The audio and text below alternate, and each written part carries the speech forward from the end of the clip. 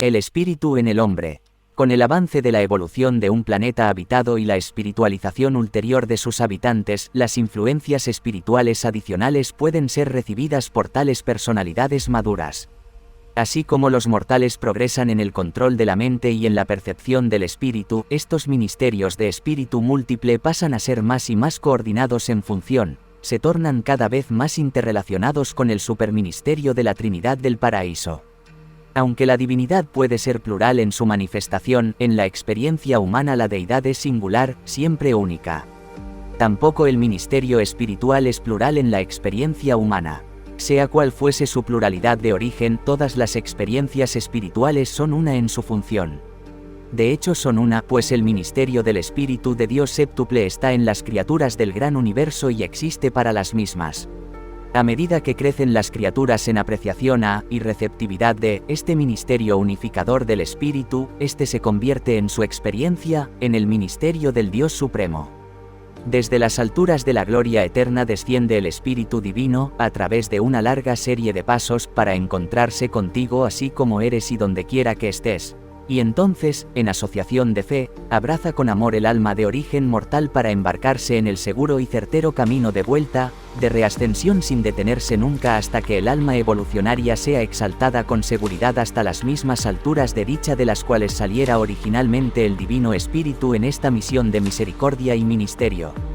Las fuerzas espirituales infaliblemente buscan y logran sus niveles originales. Habiendo salido de lo eterno, con seguridad regresarán allí, llevando consigo a todos aquellos hijos del tiempo y el espacio que han adoptado la guía y la enseñanza del ajustador residente, aquellos que verdaderamente han nacido del Espíritu, los hijos Dios por la fe.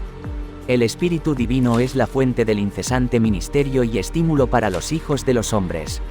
Vuestro poder y logro es conforme a su misericordia, a través de la renovación del Espíritu.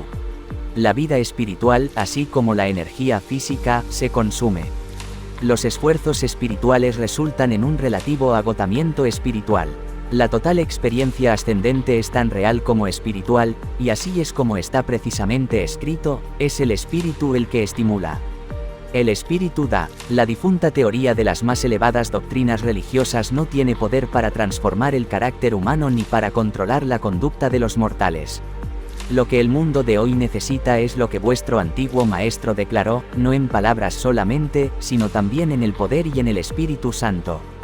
La semilla de la verdad teórica está muerta, los más altos conceptos morales no tienen vigencia, a menos que, y hasta que, el Espíritu Divino infunda inspiración sobre las formas de la verdad y estimule las fórmulas de la rectitud.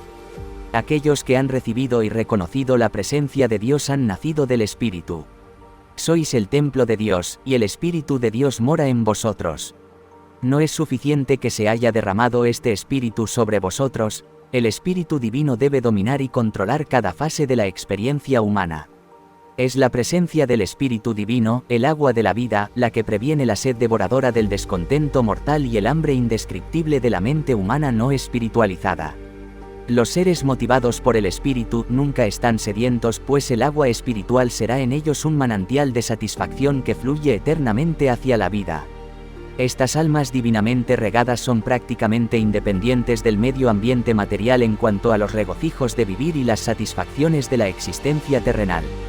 Están iluminadas y refrescadas espiritualmente y moralmente fortalecidas y dotadas. En todo mortal existe una naturaleza dual, la herencia de tendencias animales y el impulso elevado de la dotación espiritual.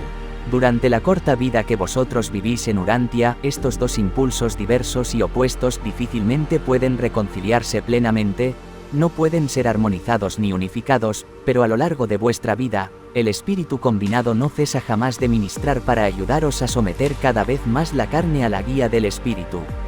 Aunque debes vivir toda tu vida material, y aunque no puedes escapar al cuerpo y sus necesidades, no obstante, en propósito e ideas, tú estás cada vez más imbuido de poder para someter la naturaleza animal a la supremacía del espíritu. En verdad existe dentro de ti una conspiración de fuerzas espirituales, una confederación de poderes divinos, cuyo propósito exclusivo consiste en liberarte finalmente de la esclavitud material e impedimentos finitos.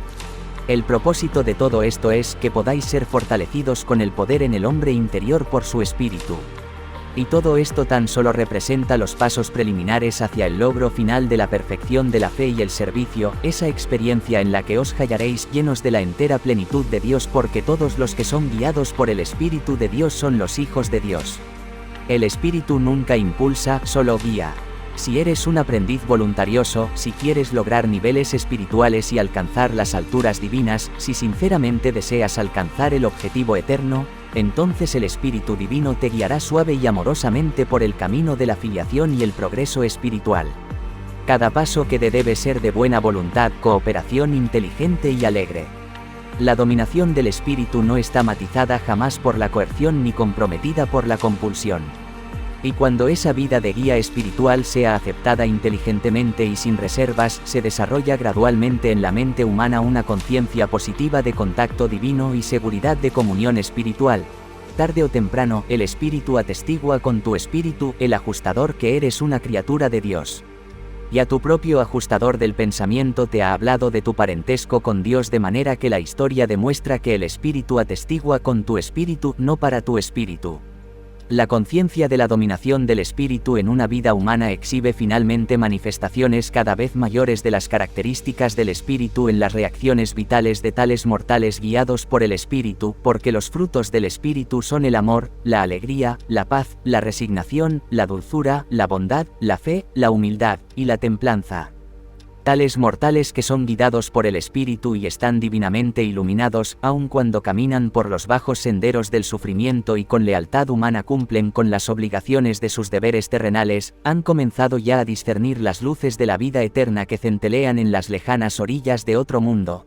Ya han comenzado a comprender la realidad de esa verdad inspiradora y reconfortante: el reino de Dios no es comida ni bebida, sino justicia, paz y alegría en el Espíritu Santo.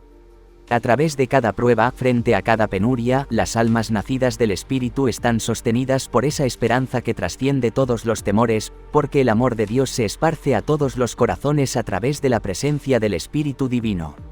El Espíritu y la carne. La carne, la naturaleza inherente derivada de las razas de origen animal, no da naturalmente los frutos del Espíritu Divino. Cuando se mejora la naturaleza mortal con el agregado de la naturaleza de los hijos materiales de Dios, así como las razas de Urantia se mejoraron hasta cierto punto por el otorgamiento de Adán, entonces el camino está mejor preparado para que el Espíritu de la verdad coopere con el ajustador residente para producir la hermosa cosecha de los frutos de carácter del Espíritu.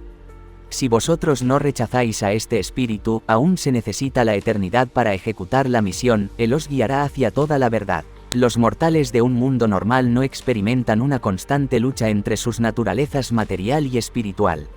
Se enfrentan a la necesidad de subir desde los niveles animales existentes hasta planos más altos de vida espiritual, pero este ascenso más se parece a un curso de capacitación si se lo compara con los intensos conflictos de los mortales urantianos en este reino de divergentes naturalezas material y espiritual.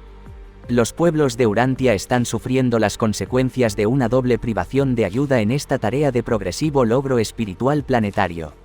La sublevación de Caligastia precipitó una confusión mundial y robó a todas las generaciones subsiguientes de la asistencia moral que una sociedad bien ordenada hubiera provisto.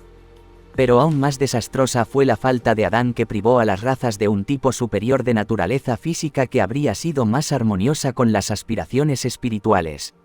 Los mortales de Urantia están forzados a someterse a tan profunda lucha entre el espíritu y la carne debido a que sus ancestros remotos no estuvieron más plenamente imbuidos y adanizados por el otorgamiento edénico. Según el plan divino, las razas mortales de Urantia deberían haber contado con naturalezas físicas más naturalmente sensibles al espíritu.